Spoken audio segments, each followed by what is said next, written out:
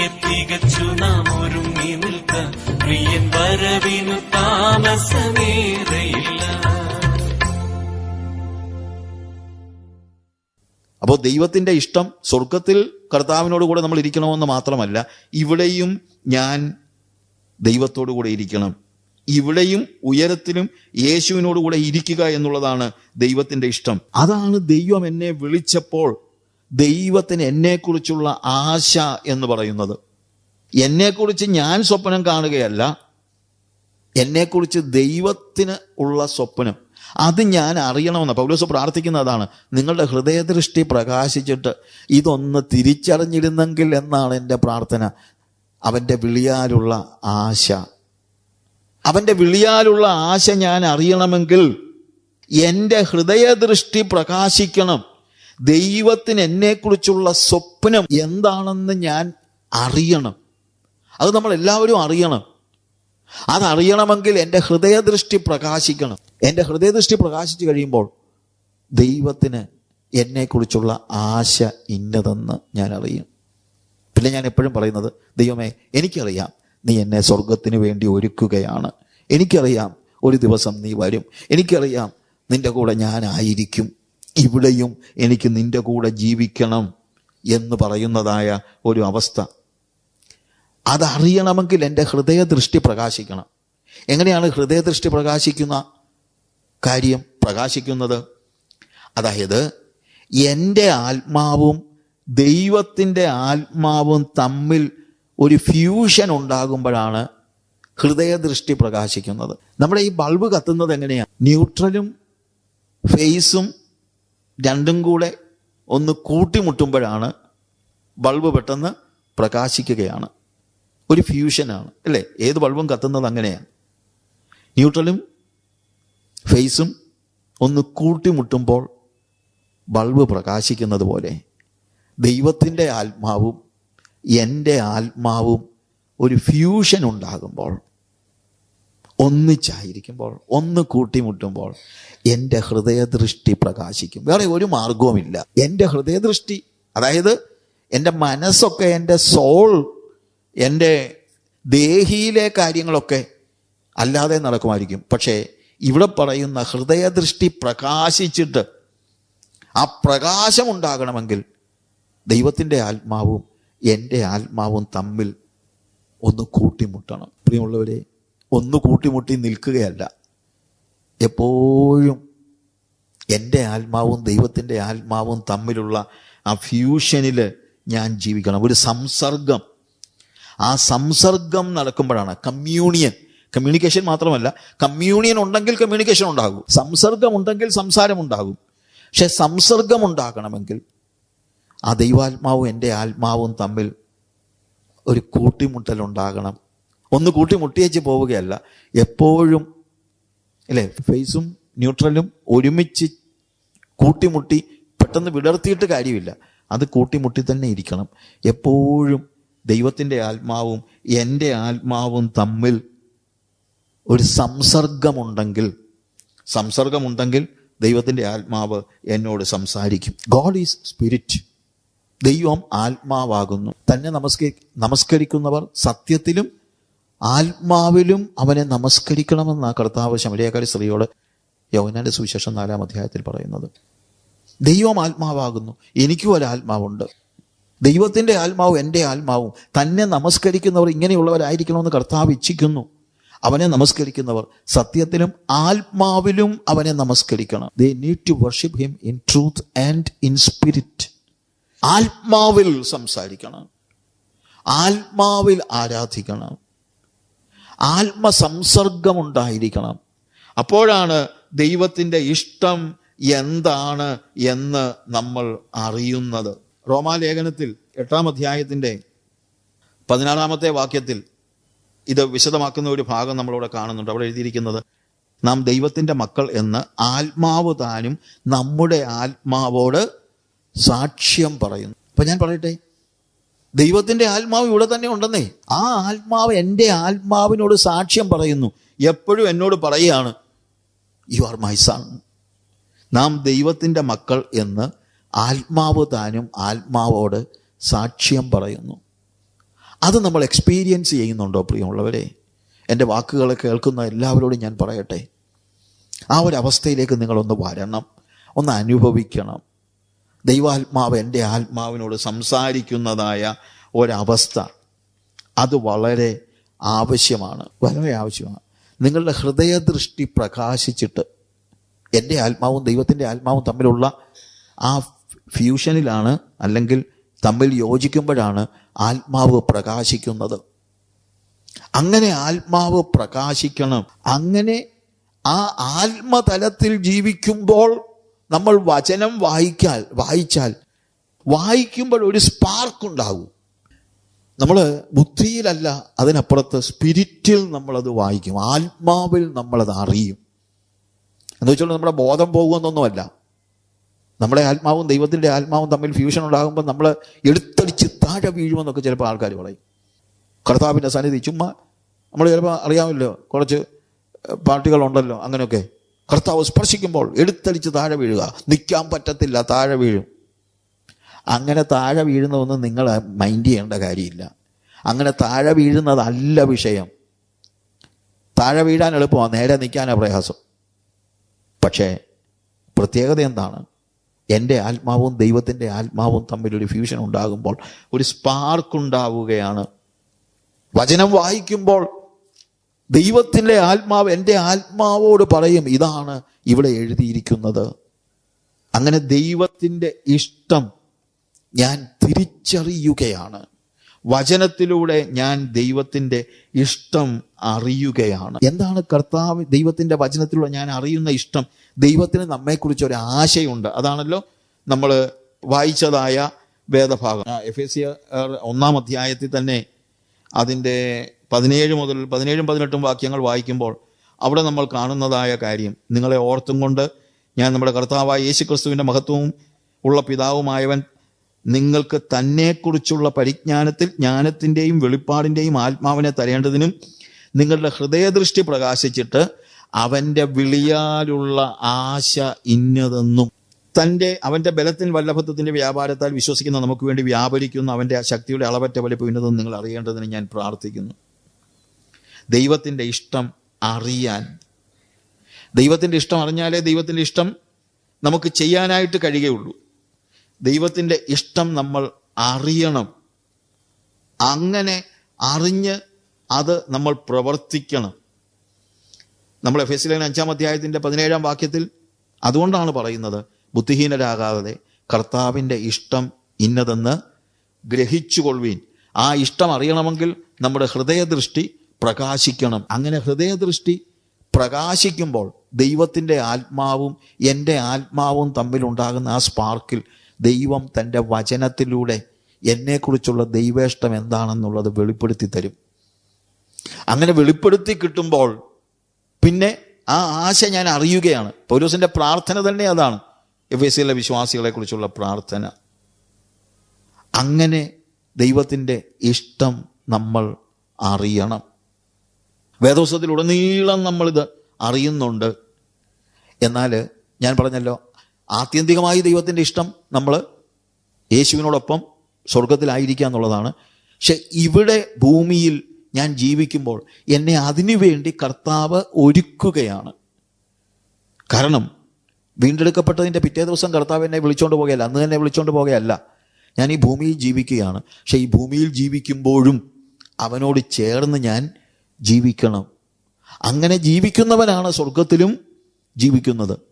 അങ്ങനെ ജീവിക്കുമ്പോൾ എൻ്റെ ഈ ലോകത്തിലെ ഇവിടുത്തെ ജീവിതത്തിൽ ദൈവത്തിൻ്റെ ഇഷ്ടം എന്താണ്? What is the will of God? അതിനെക്കുറിച്ച് ഒത്തിരി കാര്യങ്ങൾ നമുക്ക് പഠിക്കാനുണ്ട്. സ്പെസിഫിക് ആയിട്ട് അതിനെക്കുറിച്ച് പറഞ്ഞിരിക്കുന്ന ഒരു വേദഭാഗം 1 തെസ്സലോനിക്കരുടെ ലേഖനം അതിൻ്റെ 4-ാം അധ്യായത്തിൻ്റെ 3-ാമത്തെ വാക്യത്തിൽ നമ്മൾ കാണുന്നു, ദൈവത്തിൻ്റെ ഇഷ്ടമോ നിങ്ങളുടെ ശുദ്ധീകരണം തന്നെ. ദൈവത്തിൻ്റെ ഇഷ്ടമോ നിങ്ങളുടെ ശുദ്ധീകരണം തന്നെ. കാര്യം എന്നറിയാമോ? ആത്യന്തികമായി സ്വർഗത്തിൽ എന്നെ കൊണ്ടുപോകണമെങ്കിൽ ശുദ്ധിയുള്ള ഒരു ജീവിതം ഞാൻ ജീവിക്കണം, വിശുദ്ധ ജീവിതം ഞാൻ ജീവിക്കണം. അതാണ് ദൈവത്തിന് ഈ ഭൂമിയിൽ എന്നെക്കുറിച്ചുള്ള ഇഷ്ടം. എന്നെ സ്വർഗത്തിലോട്ട് കൊണ്ടുപോകാനുള്ളതാ. പക്ഷെ ഇവിടെ ഈ ഭൂമിയിൽ ജീവിക്കുമ്പോൾ ആ ബോധ്യത്തോടുകൂടെ ദൈവസന്നിധിയിൽ ജീവിക്കാൻ എനിക്ക് കഴിയണം.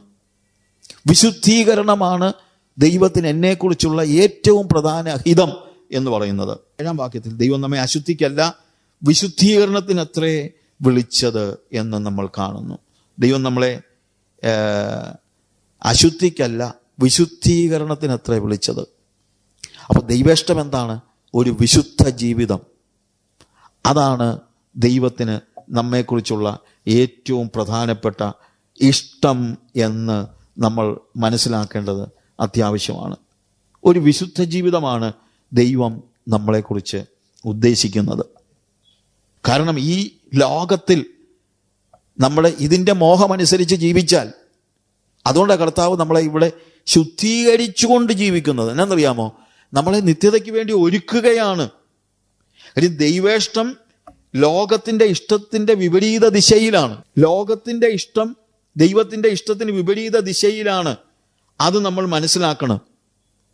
അതുകൊണ്ട് ഈ നമുക്ക് ലോകവുമായിട്ടൊരു പോരാട്ടമുണ്ട്. ആ പോരാട്ടത്തിൽ നമ്മളിൽ നിന്ന് ദൈവം പ്രതീക്ഷിക്കുന്നത് ഒരു വിശുദ്ധ ജീവിതമാണ്. 1 യോഹന്നാന്റെ ലേഖനം 2-ാം അധ്യായത്തിന്റെ 17-ാം വാക്യം കൂടെ ഞാൻ പെട്ടെന്ന് വായിക്കാം. ലോകത്തെയും ലോകത്തിലുള്ളതിനെയും സ്നേഹിക്കരുത്. ഒരുവൻ ലോകത്തെ സ്നേഹിക്കുന്നുവെങ്കിൽ അവന് പിതാവിന്റെ സ്നേഹമില്ല. ജഡമോഹം, കൺമോഹം, ജീവനത്തിന്റെ പ്രതാപം, ഇങ്ങനെ ലോകത്തിലുള്ളതെല്ലാം പിതാവിൽ നിന്നല്ല, ലോകത്തിൽ നിന്നത്രേ ആകുന്നു. ലോകവും അതിൻ്റെ മോഹവും ഒഴിഞ്ഞു പോകുന്നു, ദൈവേഷ്ടം ചെയ്യുന്നവനോ എന്നേക്കും ഇരിക്കുന്നു. ഒരു വലിയ കോൺട്രാസ്റ്റ് ഇവിടെ ഉണ്ട്. ലൗകികനായി ജീവിക്കുന്ന ഒരു വ്യക്തിക്ക് സ്വർഗത്തിൽ പോകാൻ കഴിയില്ല. ലോകവും അതിൻ്റെ മോഹവും ഒഴിഞ്ഞു പോകും, ദൈവേഷ്ടം ചെയ്യുന്നവനോ എന്നേക്കും ജീവിക്കും. ആ ദൈവേഷ്ടം നമ്മൾ അറിയണം. ആ ദൈവേഷ്ടത്തിൽ നമ്മൾ ജീവിക്കണം. ഞാൻ എൻ്റെ വാക്കുകളെ അവസാനിപ്പിക്കുകയാണ് പ്രിയമുള്ളവരെ. ഇവിടെ നമ്മൾ പറഞ്ഞ കാര്യങ്ങൾ നിങ്ങൾ മറന്നു പോകരുത്. ഒന്ന്, കർത്താവ് നമ്മളിൽ നിന്ന് നമ്മളെ വിളിച്ചപ്പോൾ അവൻ്റെ വിളിയാലുള്ള ആശ ഇന്നതെന്ന് നമ്മൾ അറിയണം. അവൻ്റെ വിളിയാലുള്ള ആശ എന്താണ്? ആത്യന്തികമായി അവൻ്റെ വിളിയാലുള്ള ആശ നമ്മളെ ഭൂമിയിൽ ഒരു കാറും വീടും ഒക്കെ തന്ന് കുറേ കാശും തന്ന് ഇവിടെ ആക്കാനല്ല. അവൻ്റെ വിളിയാലുള്ള ആശ എന്ന് പറയുന്നത് ആത്യന്തികമായി അവൻ ആഗ്രഹിക്കുന്നത് മറ്റൊന്നുമല്ല, നമ്മളെ അവനോടൊന്നിച്ച് സ്വർഗത്തിൽ ഇരുത്തുവാൻ വേണ്ടിയാണ്. നിത്യതയിൽ ഞാൻ യേശുവിനോട് കൂടെ ആയിരിക്കണം. അവൻ എനിക്ക് ഭവനമൊരുക്കാൻ പോയിരിക്കുക. ആ ഭവനത്തിന് വേണ്ടിയുള്ള ഒരുക്കം എനിക്ക് ആവശ്യമുണ്ട്. ആ ഒരുക്കം, അതാണ് ശരിക്കും പറഞ്ഞു കഴിഞ്ഞാൽ നമ്മളെക്കുറിച്ചുള്ള ആത്യന്തികമായ ദൈവോദ്ദേശ്യം. യേശുവിനോടൊപ്പം നമ്മൾ നിത്യത ചെലവഴിക്കുക എന്നുള്ളതാണ്. പക്ഷേ അങ്ങനെ ആ നിത്യതയിലേക്ക് നമ്മൾ പ്രവേശിക്കണമെങ്കിൽ ഇവിടെ തന്നെ നമ്മൾ യേശുവിനോട് ചേർന്ന് ജീവിക്കണം. ഇവിടെ യേശുവിനോട് ചേർന്ന് ജീവിക്കണമെങ്കിൽ നമ്മൾ അശുദ്ധിയിൽ ജീവിച്ചാൽ കഴിയുകയില്ല. ലോകമോഹങ്ങളിൽ നമ്മൾ പെട്ടുപോയാൽ അത് കഴിയുകയില്ല. അതുകൊണ്ട് ഈ ഭൂമിയിൽ നമ്മൾ ജീവിക്കുമ്പോൾ ശുദ്ധീകരിക്കപ്പെട്ടവരായി ജീവിക്കണം. ദൈവത്തിൻ്റെ ഇഷ്ടമോ നിങ്ങളുടെ ശുദ്ധീകരണം തന്നെ. ഒരു നിമിഷം നമുക്ക് കണ്ണുകളെ അടയ്ക്കാം. സ്വർഗപിതാവേ, നിൻ്റെ വിളിയാലുള്ള ആശ ഇന്നതെന്ന് ഞങ്ങളെ അറിയിക്കണമേ. ഞങ്ങളുടെ ആശയല്ല പ്രധാനം. ഞങ്ങൾക്ക് സ്വപ്നം കാണാനുള്ള കപ്പാസിറ്റി പോലുമില്ല. പക്ഷെ നീ ഞങ്ങളെ വിളിച്ചപ്പോൾ നിനക്കൊരാശയമുണ്ട്. നിൻ്റെ കൂടെ ഞങ്ങളെ ഇരുത്തണം. കർത്താവേ, സ്വർഗത്തിൽ ഞങ്ങൾ നിന്നോട് കൂടെ ആയിരിക്കും യുഗായുഗങ്ങൾ. എന്നാൽ ഇവിടെയും ആ യേശുവിനോട് ചേർന്ന് ജീവിച്ചാൽ മാത്രമേ നിത്യതയിലേക്ക് ഞങ്ങൾക്ക് പ്രവേശിക്കുവാൻ കഴിയുകയുള്ളല്ലോ. ഇവിടെ ഞങ്ങൾ ലോകത്തിൻ്റെ മോഹത്താൽ നശിച്ചു പോകുന്നവരായിട്ടല്ല, ദൈവേഷ്ടം ചെയ്യുന്നവരായി ഇവിടെ ജീവിക്കുവാൻ, വിശുദ്ധിയിൽ ജീവിക്കുവാൻ നീ ഞങ്ങളെ ശക്തീകരിക്കണമേ. ദൈവത്തിൻ്റെ ഇഷ്ടമോ നിങ്ങളുടെ ശുദ്ധീകരണം തന്നെ എന്ന വാക്കുകളെ ഞങ്ങൾ ഓർക്കുന്നു. അങ്ങനെ ഒരു ശുദ്ധീകരിക്കപ്പെട്ട ജീവിതം ജീവിക്കുവാൻ നിന്റെ കൃപ ഞങ്ങളുടെ മേൽ നീ ചൊരിയണമേ. യേശുവിൻ്റെ നാമത്തിൽ തന്നെ ആമേൻ.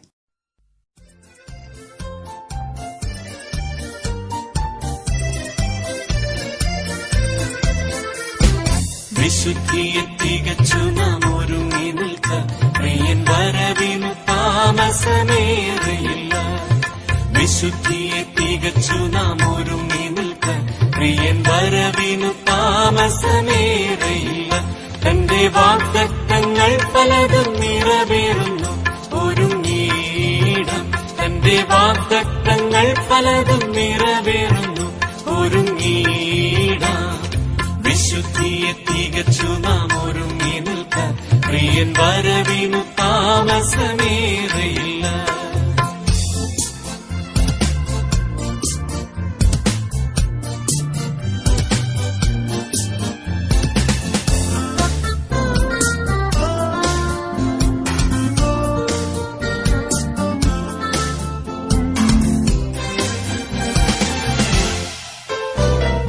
യുദ്ധങ്ങൾ, ക്ഷാമങ്ങൾ, ഭൂകമ്പം, പല വ്യാധികളാൽ ജനം നശിച്ചിടുന്നു.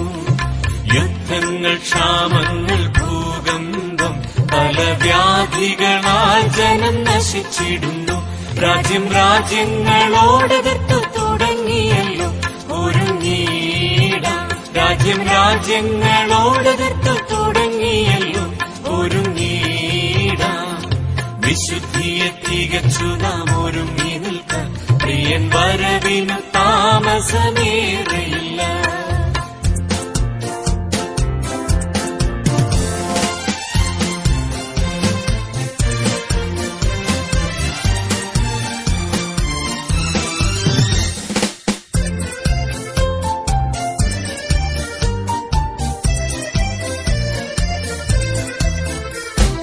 കൊട്ടാരങ്ങൾ തുടങ്ങി കൊട്ടി വരെ ജനം കണ്ണുനീർ താഴ്വരയില്ലയോ. കൊട്ടാരങ്ങൾ തുടങ്ങി കൊട്ടി വരെ ജനം കണ്ണുനീർ താഴ്വരയില്ലയോ. ഒരു സ്വസ്ഥതയുമില്ല മനുഷ്യർക്ക് ഒരുങ്ങീടാം. ഒരു സ്വസ്ഥതയുമില്ല മനുഷ്യർക്ക് ഒരുങ്ങീടാം. വിശുദ്ധിയെ തികച്ചു നാം ഒരുങ്ങി നിൽക്കാൻ പ്രിയൻ വരവിനു താമസമേറെയില്ല.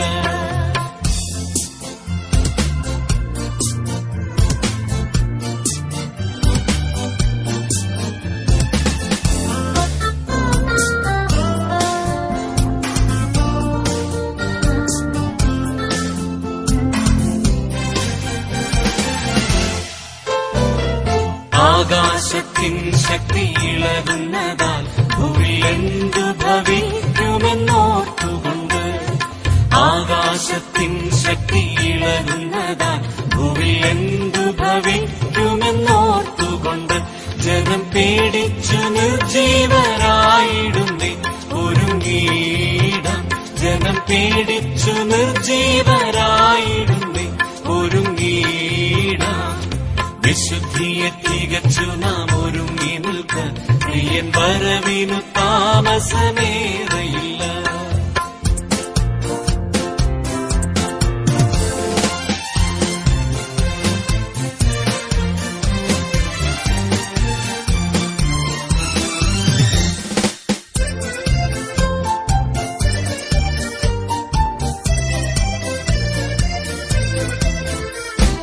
ബുദ്ധിമാന്മാർ പലർ വീണിടുന്നേ ദൈവശക്തി ത്യജിച്ചവരോടിടുന്നു.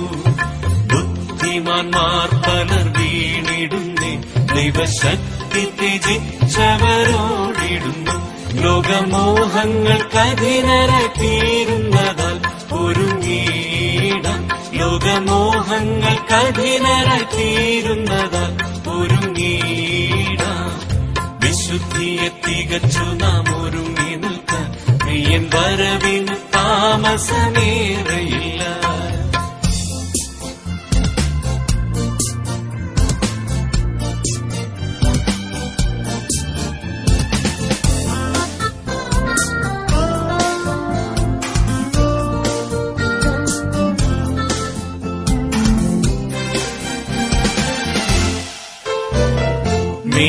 മേഘാരൂഢനായി വന്നിടുവേ 10,000 പേരിലും സുന്ദരൻ താൻ. മേഘാരൂഢനായി വന്നിടുവേ 10,000 പേരിലും സുന്ദരൻ താൻ. തന്റെ കോമളരൂപം കണ്ടാനന്ദിപ്പാൻ ഒരുങ്ങീടാം.